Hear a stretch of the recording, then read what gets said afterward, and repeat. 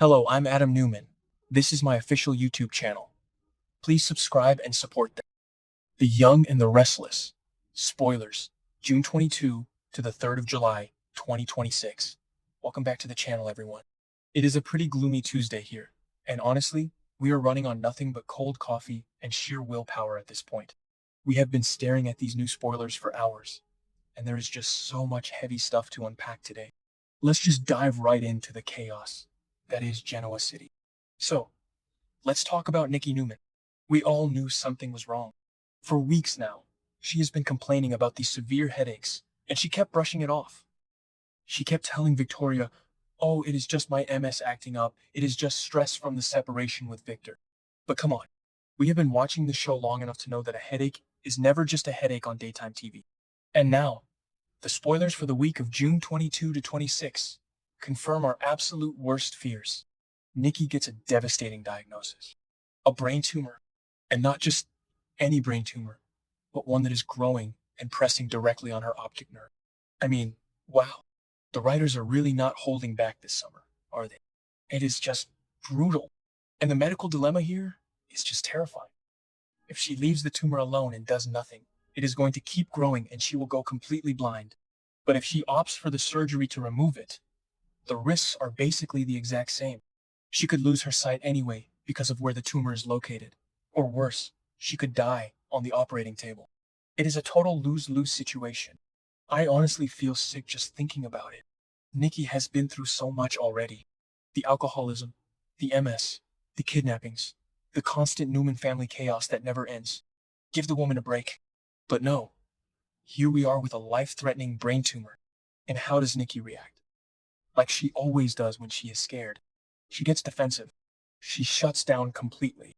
So she decides to hide it from Victor. Which, okay, on one hand, I get it. I really do. They are separated right now. Things have been incredibly tense and sour between them for a while. Every time Victor tries to talk to her lately, it turns into a bitter fight. He is so arrogant and controlling. And Nikki does not want his pity. She does not want him swooping in and trying to manage her healthcare like it is a hostile corporate takeover at Newman Enterprises. She wants to handle this on her own terms. But on the other hand, it is Victor. You cannot hide something this massive from Victor Newman. It never, ever works. Who actually believes this is going to end well? Nobody. That is who. Victoria is absolutely losing her mind over this. She is the one who has been pushing Nikki to see a doctor for weeks, and now that the terrible truth is out, Victoria is terrified. She is practically begging her mother to tell Victor the truth. Victoria knows that despite all the anger and the separation, Victor loves Nikki. He would move heaven and earth to get her the best surgeons in the entire world. But Nikki is just digging her heels in. She absolutely refuses. She is so stubborn. Sometimes I just want to shake her. Okay, maybe I'm being too harsh. She is facing a terrifying diagnosis and she is scared. But you get what I mean. She needs her support system right now, not isolation. And then we have Nate Hastings stepping into the mix. Yes, Nate. Remember when he was actually a doctor and not just a guy in a suit playing corporate games? Well, apparently he still remembers how to read an MRI. Victoria brings him in, hoping that maybe he can look at the scans and offer a more optimistic second opinion. She's desperate for any shred of hope for her mother. But Nate looks at the results and he basically sides with Nikki's primary doctor. The situation is just that grim. The choices are terrible. And Nate has to be the one to look Victoria in the eye and tell her that there is no magical easy fix here. It is heartbreaking, just really heartbreaking to watch Victoria realize she might lose her mom or see her go blind. Meanwhile, Victor is playing his usual games. He is testing Claire Newman's loyalty, because of course he is. Victor cannot just have a normal relationship with his family members. He has to constantly test them to see if they are worthy. He is completely oblivious to the massive health crisis going on with his wife, and he is busy playing chess with Claire. But Claire, either accidentally or maybe because she genuinely cares and is worried, ends up mentioning Nikki's symptoms to Victor. She talks about the severe headaches and the blurry vision that Nikki has been having. And you know Victor. The wheels immediately start turning in his head. He knows something is very wrong. So he corners Nikki and demands to know what is going on. He pushes and pushes. But Nikki still refuses to tell him. She just shuts him out completely. She is determined to face this alone. But the spoilers tell us that eventually, by the end of the week, Victor is going to discover the shocking truth about her diagnosis anyway. And honestly, I cannot even imagine the explosion that is going to happen when he finds out she hid a brain tumor from him. Victor is going to be furious that she kept it a secret, but then he is going to be absolutely crushed. This could change the entire trajectory of their storyline. Let's zoom out for a second and look at the bigger pattern here. Trauma usually brings Victor and Nikki back together. It strips away all the petty arguments. Will this finally be the thing that ends their separation? Probably. They will probably be back living together at the ranch by July. You guys know how this show works. But wait, we have to switch gears, because the Abbott family is a complete and utter disaster right now. I mean, it is always a mess, but this is next level. Diane has been missing for weeks.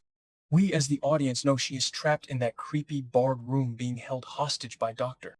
Lawrence Markham, who is almost definitely Martin Laurent in disguise. I mean, the books by Dr.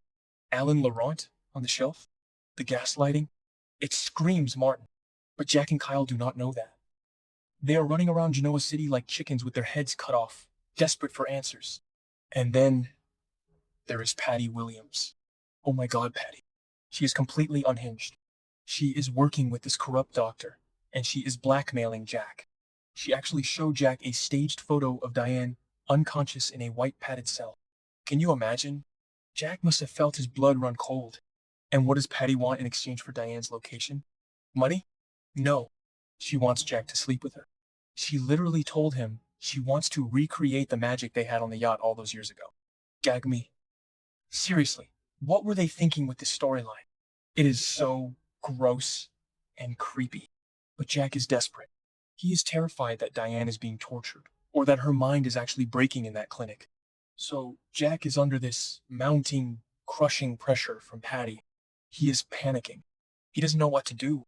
But luckily, Kyle is actually doing something productive for once.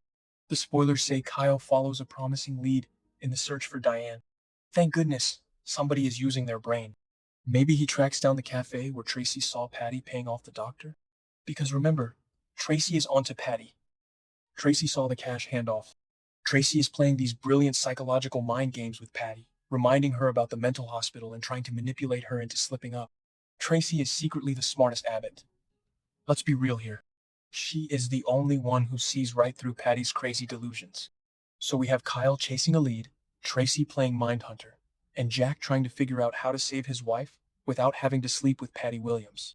It is chaotic, it is messy, and it is classic, Young and the Restless. I honestly don't know how Jack is going to get out of this one. Will he actually consider Patty's disgusting offer just to save Diane? I hope not. I really hope not. But Jack has done some pretty desperate things in the past when his back is against the wall. And Diane is sitting in that room, clutching a letter opener, totally confused and terrified. She thinks Jack authorized her being locked up because Dr. Markham is gaslighting her so badly. It is just a tragic mess all around. Anyway, my brain is fried just talking about all of this. Between Nikki's devastating brain tumor and the absolute freak show happening over at the Abbott Mansion, next week is going to be exhausting to watch. But I know I will be glued to my screen anyway, because I am too invested at this point. I have been following this show for so long, and I just have to see what Victor does when he finds out about Nikki. I have to see if Kyle finds Diane before Jack does something stupid with Patty. Let me know what you guys think about all this. Are you as stressed out as I am? Probably. All right, I need to go get more coffee before I collapse. See you guys later.